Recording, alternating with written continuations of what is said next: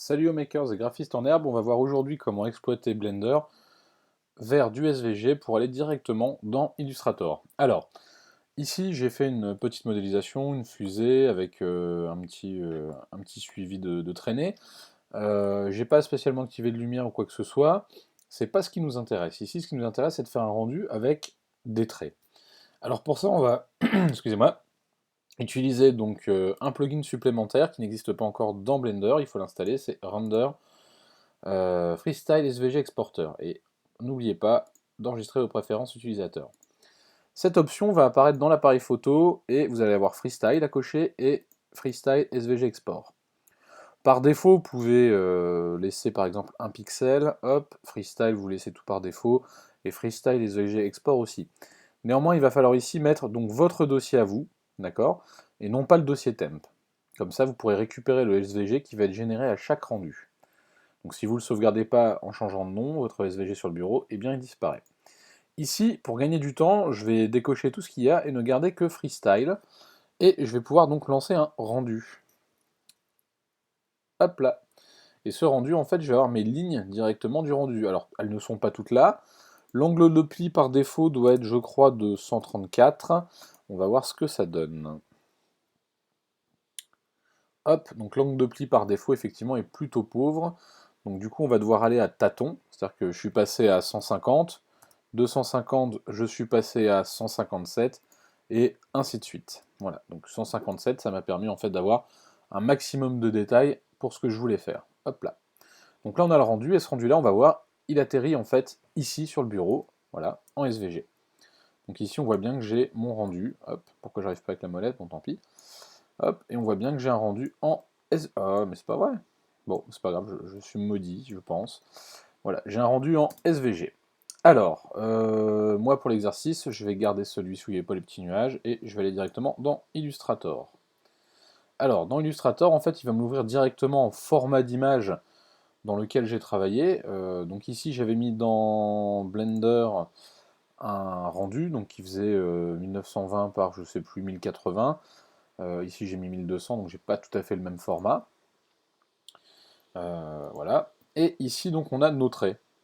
Hop. Alors première chose, on va paramétrer nos traits de façon à ce qu'il n'y ait pas trop de cassures, de ruptures. Et on a un bon exemple ici. Ici, là, j'ai des ruptures. Vous voyez, hop, vous voyez, j'ai plein de petites ruptures. À l'écran, ça peut créer des petits défauts. Alors on va déjà les corriger. Pour les corriger, ça va être assez simple. Je vais donc sélectionner tous mes traits. Tac, et je vais cliquer ici. Vous voyez, et ça va permettre de créer des micro-raccords. Alors on sait bien que c'est pas raccordé. Mais globalement, le fait d'arrondir les bords et d'être sur l'extérieur va permettre de corriger déjà pas mal de choses. Ensuite, je vais choisir donc plutôt des angles arrondis, et globalement, ça va corriger presque tous les petits défauts. Quand vous avez encore des petits défauts comme ici, on va utiliser la souris de sélection directe, et ben on va simplement, hop, je fais une bêtise, on va simplement cliquer sur le point et raccorder en fait sur l'autre point, de façon à ce que ça suive élégamment. Une fois que c'est fait, je vais pouvoir donc venir corriger un petit peu tous les traits que j'ai là aussi. Vous voyez ici, j'ai des traits en trop, par exemple, on va les corriger. J'ai des trucs qui dépassent, on peut les, bien sûr maintenant, du coup on peut les bouger. Voilà, alors là je les bougé un peu l'un sur l'autre, ce qui n'est pas forcément la meilleure idée du monde. Mais bon, hop, on va reculer, tac, hop, et ici pareil, je vais reculer mon point, tac, voilà c'est propre, c'est net. Ici pareil, on va rassembler. Ici bah, je vais prolonger tout simplement, hop, sur le tracé. Alors on va légèrement l'écarter, je vais faire pareil ici. Donc effectivement, ça peut être un peu du bricolage ou un travail, on va dire, plus méticuleux. Hop, ici je vais raccorder là. Et ensuite, je vais commencer à pouvoir déformer. Vous voyez ici, je vais pouvoir m'amuser, par exemple, à créer une traînée légèrement déformée. Voilà. Hop, donc on peut du coup rentrer un peu dans l'illustration, finalement, avec Blender, en passant par Illustrator. Hop, donc là, je vais créer des petits accidents. Tac. Voilà, et on peut faire de même ici, en créant des accidents aléatoires. Alors après, vous pouvez en sélectionner plusieurs d'un coup, hein, c'est pas interdit. Hop, tac, et deux, trois petits, et ça ira bien comme ça, hein, sinon on va passer une heure de tuto. Voilà, donc là je termine. Tac. Alors, j'ai encore des petites choses à corriger maintenant. Euh, Ici, tout est parfaitement rassemblé, il n'y a pas trop de pépins de ce côté-là. On pourrait, bien entendu, utiliser l'outil de concepteur de forme pour assembler des formes. Par exemple, si on voulait jumeler ça et ça, tac, on pourrait le faire sans aucun problème. Idem si vous avez des icosphères ou des trucs un peu merdiques. Ici, on peut bien sûr couper, vous voyez, ou assembler. Alors, je fais un Z. Si j'avais un trait qui dépasse, ben, je pourrais très bien aller le couper en extérieur en appuyant sur Alt. Bon, là, j'en ai pas, donc je vais quand même revenir en arrière parce que sinon je fais une bêtise ici. Donc ici, j'ai un schéma, on va dire, à peu près propre. Donc on va le garder comme ça, mais effectivement, du coup, je pourrais rassembler si je voulais, vous voyez, tout ce que je veux là, hop, tout ce dont j'ai besoin, je pourrais tout rassembler très rapidement, ou couper s'il y a des traits qui dépassent de mon modèle. Ici, j'ai de la chance, rien ne dépasse. Alors, imaginons que je vais créer une petite illustration avec cette fusée et la coloriser. On va voir maintenant deux, trois techniques. Alors, une fois qu'on aura utilisé l'outil de concepteur de forme et la souris de section directe, on va pouvoir ici jouer tout simplement avec le pot de peinture dynamique K. Alors pour ça, on va devoir maintenant, donc je vais faire une sauvegarde entre guillemets, je vais hop, je fais un copier-coller de ma première fusée, et on va commencer à travailler sur l'autre. Alors pour ça, maintenant je vais me créer un fond, hop, je crée un deuxième calque, sur lequel je vais aller créer un fond de couleur. Hop, ce serait bien de se mettre dessus. Tac, et on va même jouer avec beaucoup de couleurs. Hop, on va aller donc pas de contour, c'est plutôt mieux. Et ici, je vais aller choisir un jaune plutôt pétant. Alors ce jaune pétant, hop, on va... Ouais, non, je le laisse comme ça. Alors ce jaune pétant, bah, on va le... Maintenant, on va l'utiliser comme contraste et on va coloriser la fusée. Alors ici, je vais retourner donc sur mon calque, hop, donc calque 1, où j'ai ma fusée. Première chose à faire, ça va être donc de faire édition, pardon, objet, décomposé. Donc ici, fond contour, OK.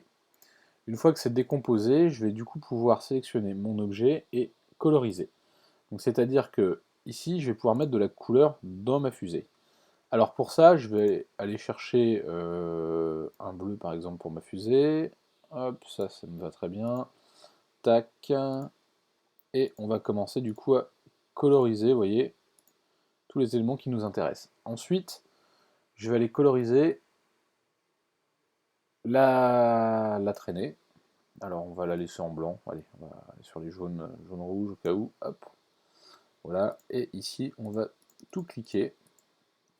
Alors là j'ai fait une bêtise, faire attention de ne pas cliquer les traits parce que ce sont devenus des formes. Hop, tac, voilà, j'ai presque terminé. Alors on va zoomer un petit peu, hop. Et maintenant ce qui va nous intéresser c'est... Ah, j'ai oublié un petit triangle, voilà. Maintenant ce qui va nous intéresser c'est de mettre donc un contour plus épais autour de cette fusée. Bon bah pour ça maintenant on a encore sauvegardé celui-ci, donc hop, je fais un copier-coller, et là je vais grossir le trait, voilà, hop, et je vais le positionner exactement donc au même endroit que l'autre pour qu'il soit en arrière, et avoir un trait de contour plus fort. Alors du coup je vais sélectionner celui qui est au premier plan et lui dire d'aller directement se mettre en arrière-plan. Voilà. Alors bien sûr, parfois, vous voyez, ici, cette zone-là, par exemple, ici, il faudra prolonger le trait, on recrée un autre, enfin, il y aura des petites corrections à refaire par la suite.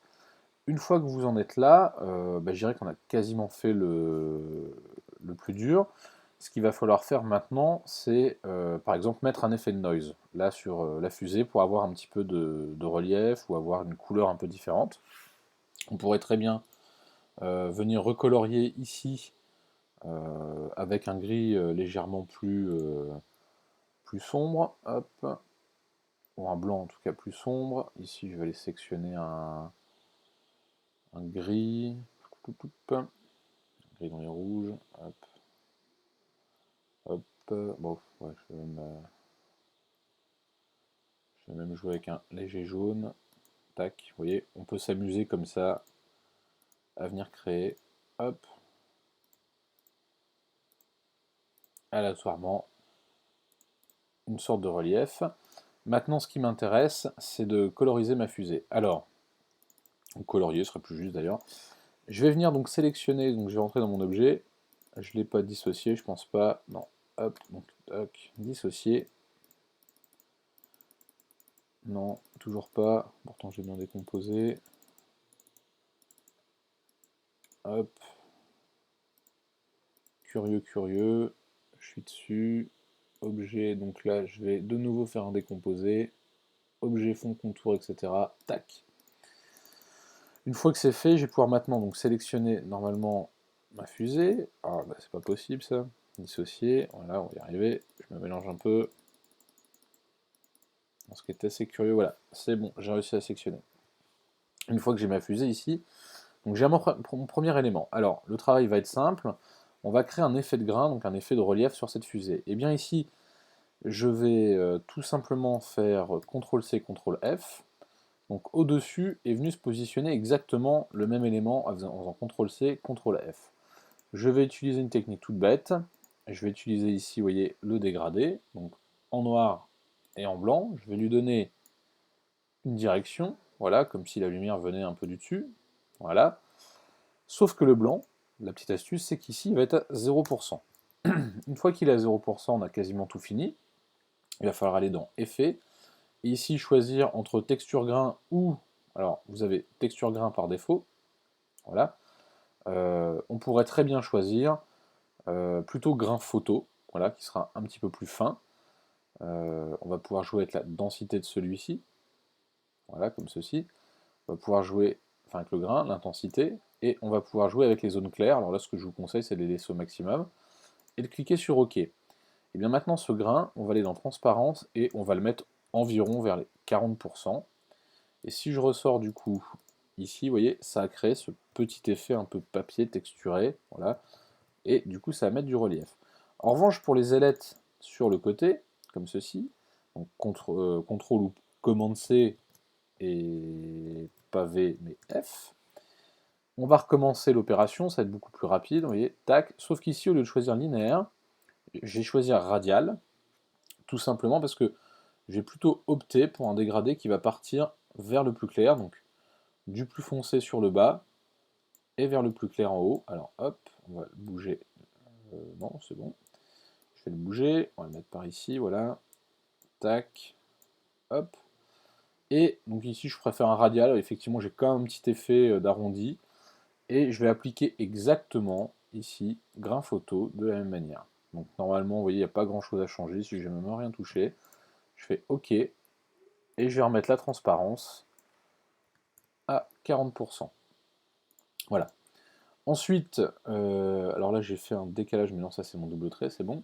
Ensuite, une fois qu'on a fait ça, ben, on va pouvoir terminer toutes les autres petites ailettes.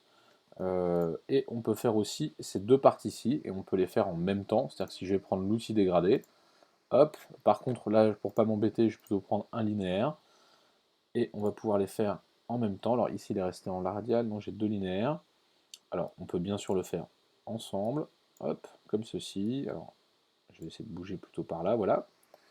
Je préférerais partir quand même sur un truc un peu plus sombre, tout de suite, hop, et effet, pareil, grain photo, ici je vais toucher à rien, ok, transparence 40%, tac, j'ai fait une bêtise, je viens de m'en rendre compte, j'en ai sélectionné deux, du coup j'ai perdu ma couleur, hop, et ben on recommence, du coup je vais le faire juste en linéaire simple, donc ici je vais repasser en linéaire, je vais pas m'embêter, hop, tac, voilà, ok, et ensuite je vais aller choisir celui-ci, je vais le refaire aussi de la même manière, hop, on n'aura pas grand chose à modifier, hop là, voilà, et une fois que c'est fait, eh bien je vais pouvoir sélectionner les deux et avoir en fait tout simplement un petit grain photo. Donc ici je vais faire effet, donc appliquer grain, ok, ah bah c'est le fait d'en sélectionner deux qui me pose problème, j'ai l'impression là, j'ai encore fait la même bêtise, je ne sais pas pourquoi. Aurais-je fait un CTRL-C, CTRL-V, mais non. Mais CTRL-F, mais non. CTRL-C, CTRL-F, voilà. Je dis des bêtises, voilà, bah je fais n'importe quoi. Linéaire, hop, effet, bon je vais le laisser comme ça pour gagner du temps. Grain photo, voilà, on va y arriver. Ok, tac. Et transparence, pareil, 40. Bon. Il me reste donc mes deux petites ailettes à faire ici. Donc celle-ci, on va faire la même chose. Tac. J'ai pas encore copié, c'est pas possible. Donc CTRL-C, CTRL-F ou commande C, commande F. Hop. Alors, grain photo, idem, tac, 40%. Hop. Et ici, par contre, on sera peut-être plus léger. Alors là, je vois que mon grain est pas fantastique. Donc du coup, vous voyez, je vais juste bouger hop, ça ici. Tac, ça sera un peu moins violent. Et idem, je recommence. Linéaire. Hop. Bon, bah c'est pas mal, mais j'ai pas encore copié-collé, mais c'est pas vrai, je n'apprends pas de mes erreurs. CTRL-C, CTRL-F. Hop là, donc linéaire. Bon, là, ça me va aussi. Non, je partirai plutôt par là, je pense. Tac, là. Hop, on va être un peu moins violent. Je suis bien 0%, donc grain photo, je reprends. Hop là. Et pareil, ici par contre, je vais mettre, comme je risque d'avoir une lumière qui vient du dessus, j'ai plus, donc je vais mettre 20%. Voilà, je vais être plus léger. Tac. Donc maintenant, je vais pouvoir dézoomer, sortir ici, et on va voir que j'ai pu mettre ce petit effet. Alors, forcément ici, bon, si ça vous plaît pas, on peut toujours revenir dessus, hein, comme on l'a vu. On va reprendre le dégradé. Tac. Et on va s'en sortir comme ça. Et bien ici, je vais l'agrandir. Hop là. Et je vais le baisser légèrement. Voilà. Et je ressors. Voili voilou. Bon, et bien ici, du coup, on a fait une petite illustration en partant simplement de Blender. Et ça nous a permis d'avoir un joli fond d'écran. Alors pareil, on pourrait s'amuser à jouer avec le fond. Hein. Vous pouvez très bien aller sur votre calque et reproduire le même effet ici. Donc pareil, vous resélectionnez, c'est déjà tout prêt. Alors, hop, on va quand même sélectionner avant. Donc F, positionner au même endroit, regardez, hop, linéaire. On va partir dans ce sens-là. Ou légèrement penché comme ça. Peut-être comme ça, ce serait plus juste. Hop, et pareil, je vais pouvoir alors faire appliquer un grain photo. Voir ce que ça donne. Ok, ça me va.